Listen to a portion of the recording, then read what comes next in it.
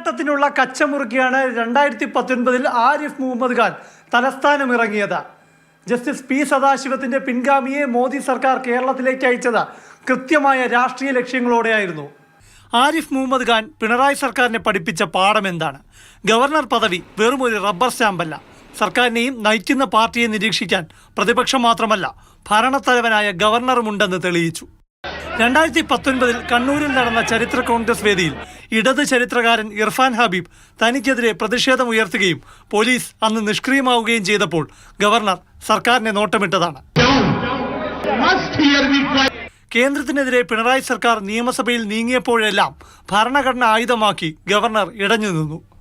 ഗവർണറുടെ സകല നിയന്ത്രണവും വിട്ടത് സർക്കാരിന്റെ സ്വജനപക്ഷപാത നടപടികൾ ശക്തമായപ്പോഴാണ്. കണ്ണൂർ സർവകലാശാല VC പ്രൊഫസർ ഗോപിനാഥ് രവീന്ദ്രന് പുനർനിയമനം നൽകാൻ ഉന്നത വിദ്യാഭ്യാസ മന്ത്രി കത്തെഴുതിയതോടെ ഗവർണർ തുറന്ന യുദ്ധത്തിനിറങ്ങി. മുൻകാല ഗവർണർമാരെ പോലെ ആരിഫ് മുഹമ്മദ് ഖാൻ അനുസരിക്കുമെന്ന് സർക്കാർ ധരിച്ചു.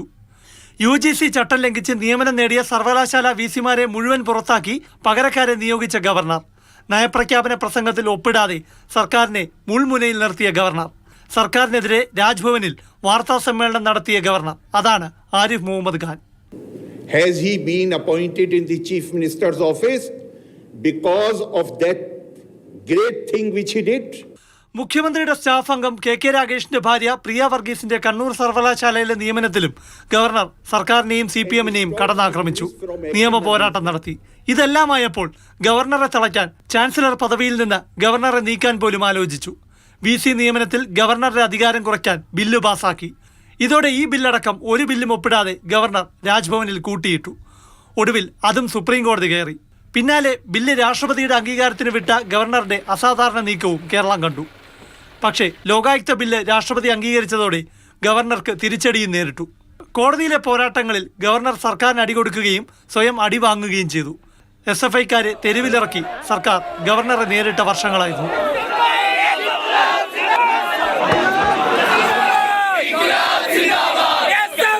ഗവർണറെ സർവകലാശാലയിൽ കാലുകുത്തിക്കില്ലെന്ന് പ്രഖ്യാപിച്ച SFIയെ നേരിടാൻ കാലിക്കറ്റ് സർവകലാശാലയിൽ പോയി ഒരു രാത്രി താമസിച്ച ഗവർണർ തനിക്ക് ജനപിന്തുണയുണ്ടെന്ന് സർക്കാരിനെ ധരിപ്പിക്കാൻ മിഠായി തെരുവിൽ ഇറങ്ങി നടന്നു. ഇതുവരെ ഒരു ഗവർണറും ചെയ്തിട്ടില്ലാത്ത നീക്കങ്ങൾ.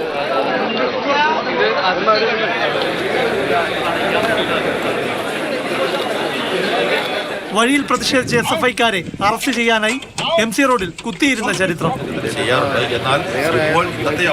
തലസ്ഥാനത്ത് തന്റെ കാറ് തടഞ്ഞ SFIക്കാരുടെ മുന്നിൽ ചാടിയിറങ്ങി ഗുണ്ടകളെന്ന് വിളിച്ച് മാസായ ആരിഫ് മുഹമ്മദ് ഖാൻ. ഇങ്ങനെയുള്ള സർവകലാശാലകൾ നടക്കുന്ന സ്ഥലത്തുനിന്ന് കേരളത്തിലേക്കൊക്കെ വരുന്നവർക്ക് കേരളത്തിലെ സർവകലാശാലയെ പറ്റി മനസ്സിലാക്കാൻ ബുദ്ധിമുട്ടാണ്. ഒരു പ്രസംഗത്തിന്റെ പേരിൽ കേരള ചരിത്രത്തിൽ ആദ്യമായി ഒരു മന്ത്രിയോടുള്ള പ്രീതി നഷ്ടമായെന്ന് പ്രഖ്യാപിച്ച ഗവർണർ. മുഖ്യമന്ത്രിയല്ല, താനാണ് ജനകീയനെന്ന് തോന്നിപ്പിക്കുന്ന ഇടപെടലുകൾ. റാഗിംഗ് പീഡനത്തിൽ ആത്മഹത്യ ചെയ്ത സിദ്ധാർത്ഥിന്റെയും തോട്ടിൽ വീണു മരിച്ച ജോയിയുടെയും വീട്ടിൽ മുഖ്യമന്ത്രി പോയില്ല, പക്ഷേ ഗവർണർ ഓടിയെത്തി. വയനാട് ദുരന്തഭൂമിയിലേക്ക് മുഖ്യമന്ത്രിക്ക് മുൻപേ ആരിഫ് മുഹമ്മദ് ഖാൻ ഹെലികോപ്റ്റർ കയറി. മന്ത്രിമാരുടെ സത്യപ്രതിജ്ഞാ വേദിയിൽ വരെ ഗവർണർ മുഖ്യമന്ത്രി പോര് പരസ്യമായ കാലം. എങ്കിലും സർക്കാർ മറ്റു വിഷയങ്ങളിലെല്ലാം പ്രതിസന്ധിയിലാകുമ്പോൾ വഴിതിരിക്കാനായി ഗവർണർ രംഗത്തിറങ്ങുന്നുവെന്ന തോന്നൽ പൊതുസമൂഹത്തിലുണ്ടായി. അതുകൊണ്ട് തന്നെ ഗവർണറുടെ ഉദ്ദേശശുദ്ധിയെ പ്രതിപക്ഷം പലപ്പോഴും സംശയിച്ചു. പ്രശാന്ത് കൃഷ്ണ, മാതൃഭൂമി ന്യൂസ്, തിരുവനന്തപുരം.